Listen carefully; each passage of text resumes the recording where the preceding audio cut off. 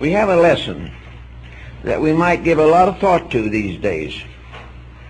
There's a great deal of criticism of television programming, but that is not going to be the burden of my discussion this morning.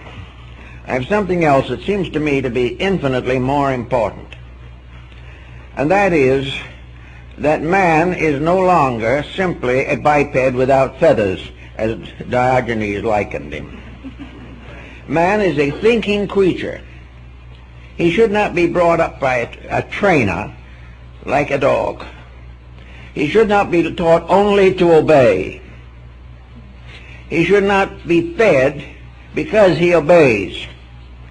He should not have a life of luxury, perhaps, because he happens to obey a rich person.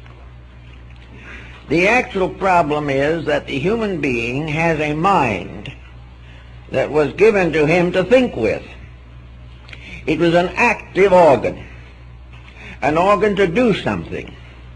It was not simply a receptive faculty to listen, to hear, and to see.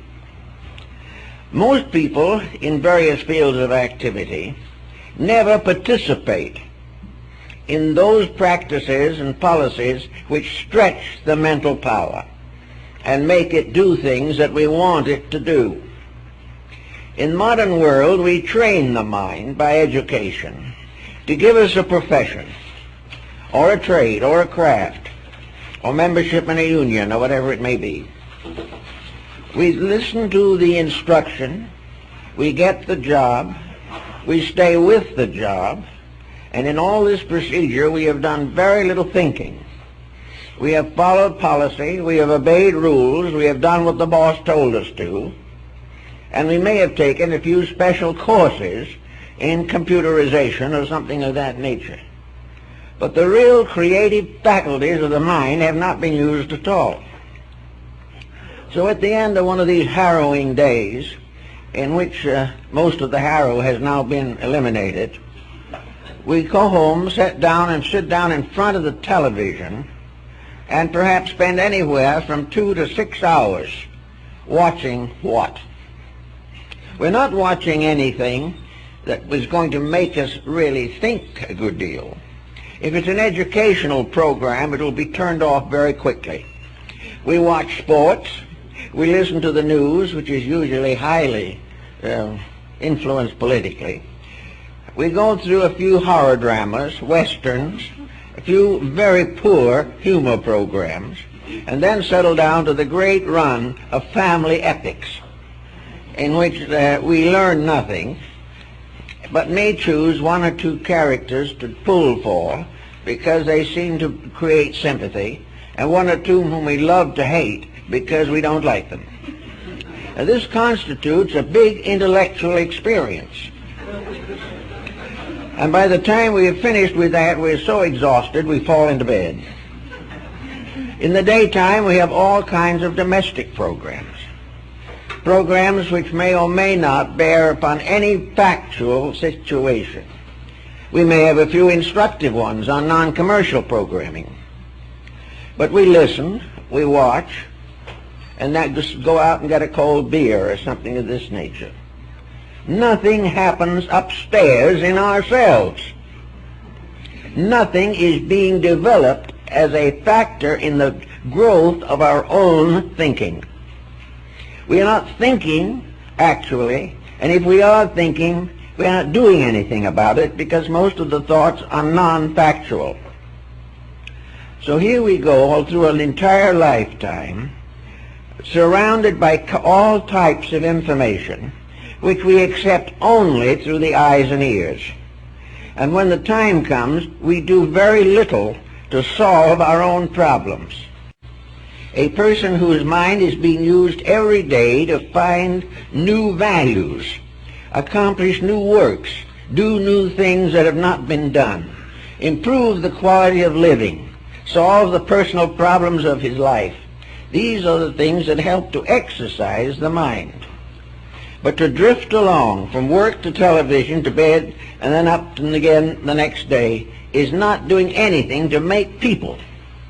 It is only continuing a humdrum which is only one step above animal existence. This means that in some respect we need creative programs. Now, a creative program is something that we do because basically we want to express ourselves. We do not wish merely to do what everyone else does. We want to do something that will satisfy our own inner impulses. But for the most part, these impulses just are not active enough to give us any positive directive. So it seems that one thing we have to do to get away from this hypnosis of the tube is to realize that we have faculties within ourselves that do not need to be subjected to this continual negative conditioning. That we are simply capable of thinking rather than merely of watching the antics of someone else. It's so everywhere today. In music we have the same problem. We go and listen to a good concert and we applaud the performers, but for the most part we do not think of putting ourselves under the discipline of music. Another individual is much interested in the dance, but he can barely stay on his feet on the ballroom floor.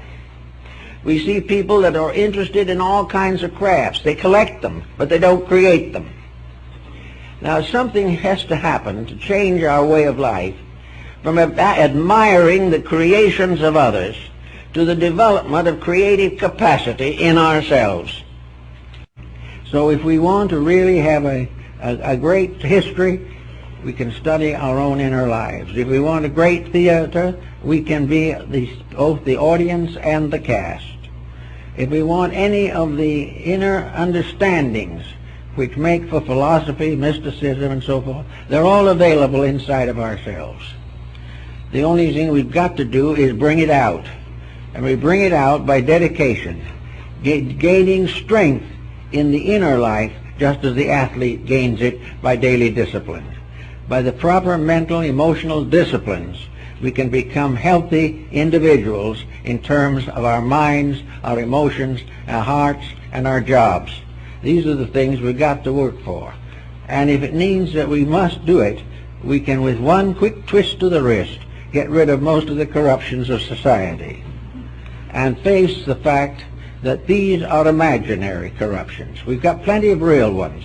We don't have to build them up that way. What we have got to do is find out what corruptions are still lurking in us and correct them.